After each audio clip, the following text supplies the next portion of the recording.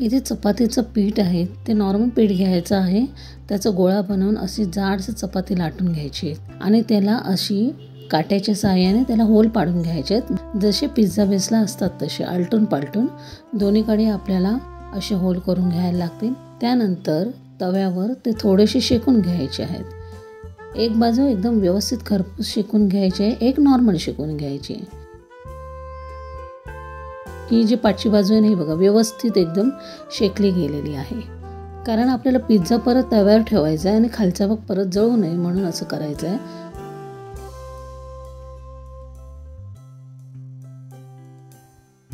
आता जो भाजलेला भाग आहे, जो जास्त करून भाजलेला भाग आहे त्याला आपण सॉस लावून घ्यायचा आहे। सॉस लावून झाल्यानंतर आपल्याला जे टाकायचे जिन्नस त्यामध्ये टाकायचे आहेत। कांदा टाकायचा आहे, इथे मी कांदा टाकला आहे, एकदम बारीक पण नाही एकदम जाडसर पण नाही, तो घालून घेतला आहे। त्यानंतर असं व्यवस्थित पसरून घ्यायचं आहे।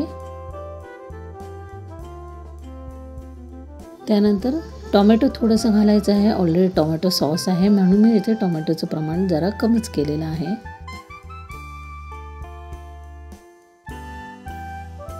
त्यानंतर शिमला मिर्च असे लावून घ्यायचे आहेत,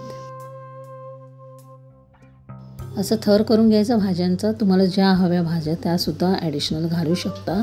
इथे मी कांदा टोमॅटो आणि शिमला मिर्च एवढंच घातलेलं आहे।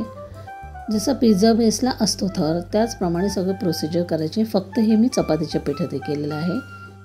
थोडंसं ऑरिगॅनो घालायचं आहे, त्यानंतर चिली फ्लेक्स घालायचं आहे। चिली फ्लेक्स पण व्यवस्थित त्यावर टॉपिंग करून असे पसरून घ्यायचे आहेत। इथे माझ्याकडे चीज नव्हतं म्हणून मी काय केलं, दुधावरची जी साय असते ती साय घेतली आहे आणि त्यामध्ये मी थोडंसं असं तूप घातलेलं आहे। तूप किंवा बटर तुम्ही घालू शकता आणि असं मिश्रण व्यवस्थित ठेवून घ्यायचं आहे। नाहीतर तुमच्याकडे जर नॉर्मल चीज अवेलेबल असेल तर ते तुम्ही घालू शकता। एकीकडे आपल्याला तवा तापत ठेवायचा आहे, कारण आपल्याला दुसरी बाजू आहे ती शेकून घ्यायची आहे। आता असं हे मोठ्या चमच्याच्या साहाय्याने उचलून तव्यावर ठेवायचा। हा तवा एकदम तापलेला आहे आणि बारीक गॅसवरच ही प्रोसिजर करायची आहे। अगदी 5 मिनिटामध्ये पिझ्झा आहे बघा। शिमला मिरचचा कलर चेंज झाला म्हणजे पिझ्झा हा तयार झालेला आहे, चपातीचा पिझ्झा तयार झालेला आहे। असं काढून घ्यायचं आहे। वरती त्यामध्ये थोडंसं परत ऑरिगॅनो घालायचं आहे, त्याचबरोबर चिली फ्लेक्स पण घालायचे आहेत। तुम्हाला हवं असेल तर तुम्ही टोमॅटो सॉस वगैरे पण घालू शकता परत। मी सुद्धा इथे थोडंसं घातलेलं आहे टोमॅटो सॉस आणि हे कट करून मुलांना खायला द्यायचं आहे। आता ज्यानंतर चपाती रेडी झालेली असते त्यानंतर कसं करायचं पिझ्झा तो मी सांगते आहे। इथे मी कांदे कापून घेतलेले आहे, चिरून घेतलेले आहेत, जराशे उभेशे घेतलेले आहेत।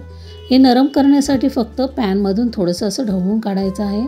त्यानंतर शिमला मिर्च पण तशीच जराशी नरम करून घ्यायची आहे, कारण चपाती ऑलरेडी आपली शेकलेली आहे म्हणूनही असं थोडंसं भाजी आपण नरम करून घ्यायची। ही नरम झाली आहे शिमला मिर्च पण, ती पण आता काढून घेते आहे। चपाती रेडी करून ठेवलेली आहे ती अशी तव्यावर घालायची आहे। एका साईडने कुठच्याही साईडने घालू शकता। त्यावर मी इथे कांद्याचं टॉपिंग घालत आहे।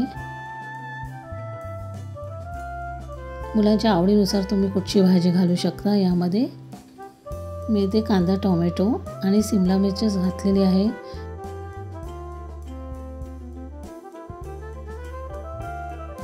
त्यावर पास्ता सॉस घातलेला आहे, त्याचबरोबर मी इथे टोमॅटो केचप घेतलेला आहे आणि तो व्यवस्थित पसरून घेतलेला आहे। इथे मी नॉर्मल चीज असतं मेल्टेड चीज ते घेतलेलं आहे आणि ते त्यावर घालत आहे। त्यानंतर आता आपल्याला त्यावर झाकण ठेवून अगदी 2 ते 3 मिनिटांसाठी मंद आचेवर चीज मेल्ट होईपर्यंत आपल्याला गॅसवर ठेवायचं आहे आणि ती खालची बाजू आहे चपातीची ती पूर्णपणे कडक झाली पाहिजे। त्यावर मी थोडंसं तूप घातलं आहे, तुम्ही हवं तर बटर पण घालू शकता। चपातीचा पिझ्झा तयार आहे। 2 प्रकारचे मी इथे पिझ्झा दाखवले आहेत, चपातीचं कच्चं पीठ वापरून आणि रेडी चपाती झालेली।